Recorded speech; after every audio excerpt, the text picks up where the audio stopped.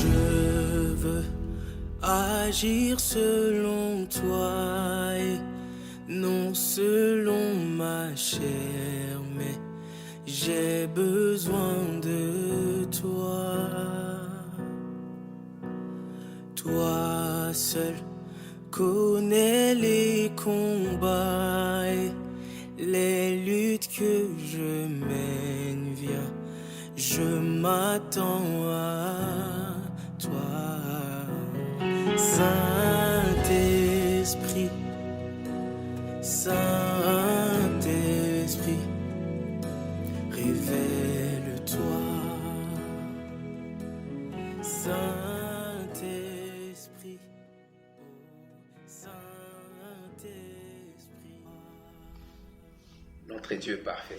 Bonjour bien-aimés, comment allez-vous? Moi je vais bien. Dans la vidéo précédente, nous avons commencé avec une question pour tenter de comprendre comment peut-on arriver à savoir que nous servons Dieu sincèrement. Vidéo que je vous suggère fortement de suivre pour comprendre de quoi nous parlons.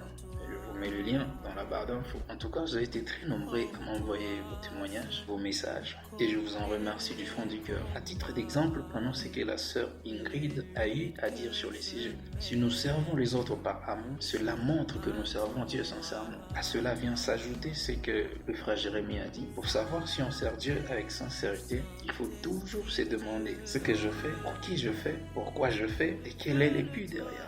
En tout cas, grand merci pour votre participation et vos retours. Vous n'imaginez pas à quel point ça me touche. Merci énormément du fond du cœur. Et donc, aujourd'hui, toujours dans notre série, il m'a semblé très important d'introduire une notion que je ne peux ignorer. Il y a quelques jours, je suis tombé sur une vidéo de réflexion qui parlait de la perfection des dieux. Et donc, j'ai trouvé très important d'ajouter cette pensée à cette série afin de nous permettre d'élargir notre champ de compréhension. Vous savez, il est écrit que Dieu ne change pas. En lui, il n'y a point d'ombre de variation. Que Dieu est le même hier, aujourd'hui et éternellement, le seul maître de temps et des circonstances, que l'or et l'argent lui appartiennent, et ainsi de suite. Bref, Dieu a tout et rien ne lui manque, parce que tout a été créé par lui et pour lui. Et s'il y a un message que l'on puisse tirer de tous ces passages, c'est l'idée que notre Dieu est parfait. Et justement, la leçon que je voudrais introduire aujourd'hui, c'est la notion de la perfection des dieux dans notre pèlerinage sous le soleil, c'est-à-dire parler des dieux en tant qu'être parfait. Essayez ensemble de comprendre cette caractéristique qui fait la différence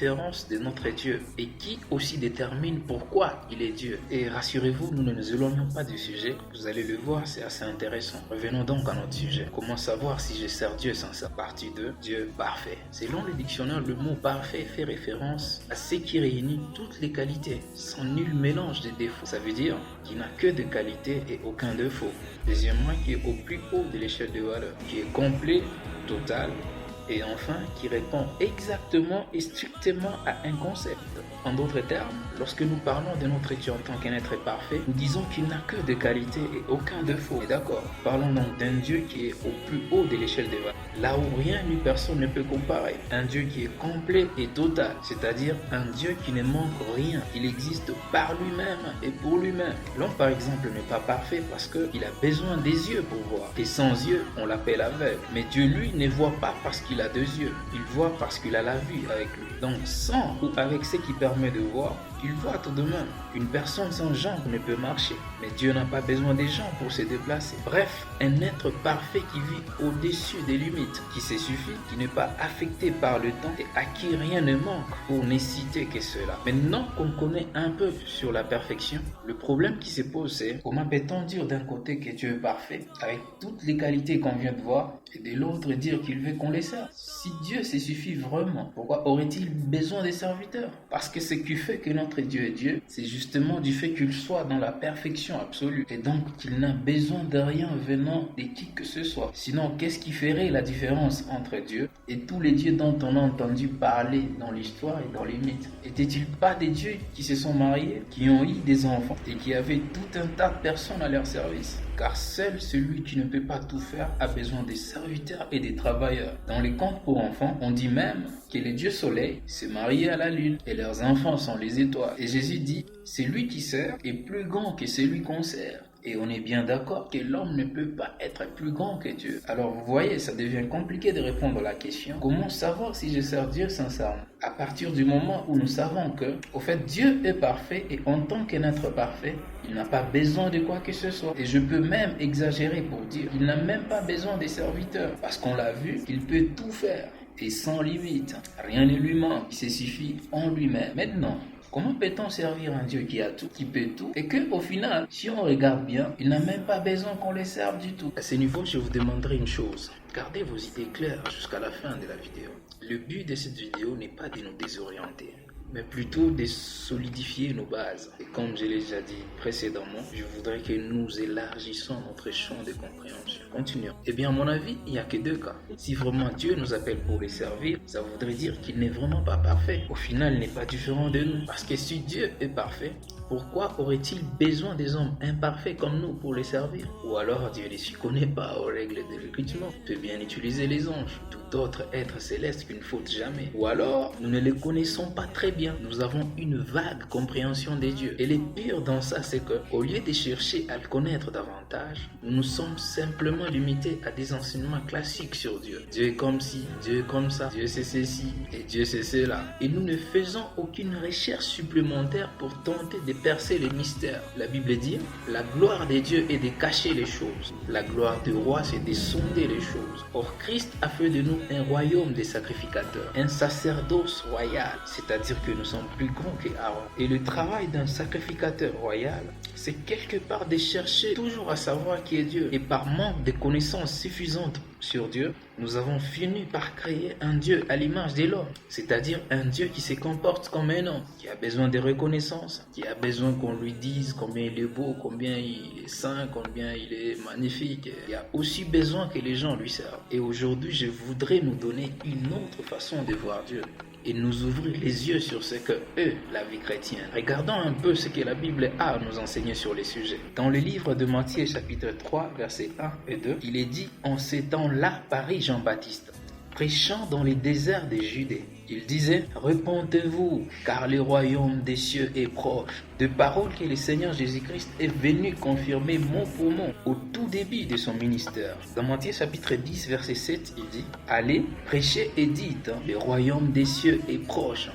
Que voyons-nous dans ces deux chapitres? Il est dit, repentez-vous, car le royaume des cieux est proche. Et non, repentez-vous, parce qu'il faut servir Dieu. Parce que Dieu, dans sa perfection, n'a besoin de rien, ni des serviteurs, ni de quoi que ce soit qui vient de lui-même. C'est nous, en tant que chrétiens, qui avons besoin de lui afin de travailler à notre perfection. Qui avons besoin de lui pour nous perfectionner, pour que nous ressemblions de plus en plus à Dieu. C'est pour ça qu'il est dit, cherchez d'abord le royaume des cieux et sa justice. Et pour y arriver, il faut travailler à notre salut. En gros, l'objectif d'un chrétien n'est pas de servir Dieu, mais plutôt de chercher à hériter le royaume des cieux. Le but d'un chrétien dans ce monde n'est pas de devenir serviteur de Dieu, mais plutôt co-hériter son royaume avec Christ. Que lisons-nous dans Jean chapitre 1 verset 12? N'est-ce pas à tous ceux qui l'ont reçu, à ceux qui croient en son nom, elle a donné le pouvoir de devenir enfants de Dieu, lesquels sont nés non du sang, ni de la volonté de la chair, ni de la volonté de l'homme, mais de Dieu.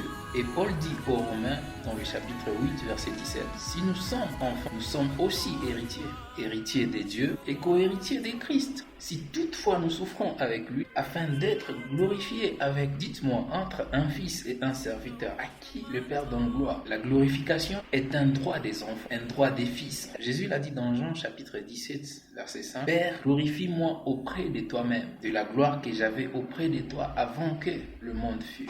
Il réclame son droit, pas en tant que serviteur, mais en tant que fils. Et c'est cet homme qui nous dit, vous n'êtes plus mes serviteurs, mais des amis. Pourquoi alors nous compliquons-nous toujours la vie comme les fils prodiges? Donc, elle a donné le pouvoir de devenir enfant de Dieu et non serviteur de Dieu, vous voyez? C'est ici où se cache un grand secret de la vie chrétienne. À ce niveau, maintenant que nous savons que Dieu est parfait, qu'il n'a pas besoin des serviteurs, la question n'est plus de savoir si je sers Dieu sincèrement, mais plutôt de savoir si je vais hériter le royaume des cieux. Suis-je sur le bon chemin? Est-ce que mes actes reflètent-ils que je suis citoyen du royaume? Et comment je sais que je suis citoyen de ce merveilleux royaume? Parce qu'on peut passer sa vie à servir Dieu et tout de même rater son royaume comme aux amis de Matthieu chapitre 7, à qui Christ a dit « Je ne vous ai jamais connus ». Pourtant ils disent « Nous avons chassé les démons, guéri les malades, fait des prodiges en ton nom ». Les Christ leur dit « Malgré ça, je ne vous ai jamais connus ». Maintenant, la vraie question n'est plus de savoir si vous servez vraiment Dieu, mais plutôt comment savoir si vous allez hériter le royaume des cieux, le royaume des cieux qui est en Dieu. Et ce jour-là, devant la porte du pays, serez-vous reconnus comme citoyens? Et votre vie aujourd'hui peut-elle témoigner de votre appartenance à ce royaume?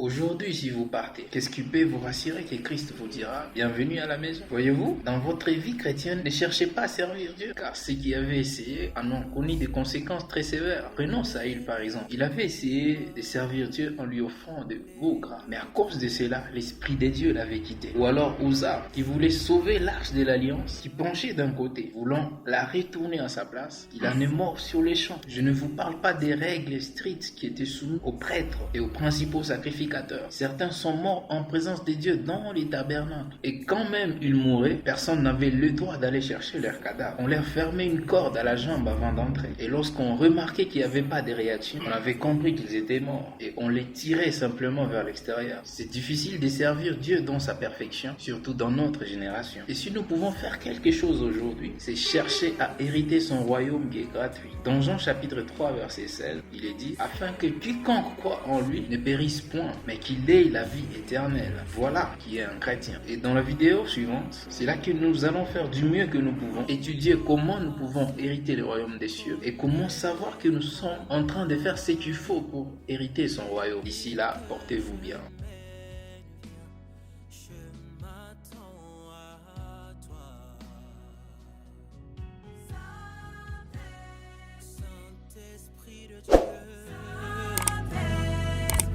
Révèle-toi,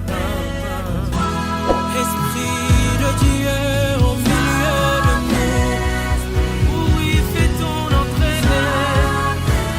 Révèle-toi.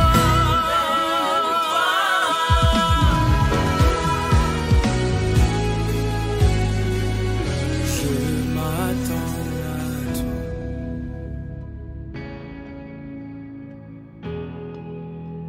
Oh, je m'attends à toi.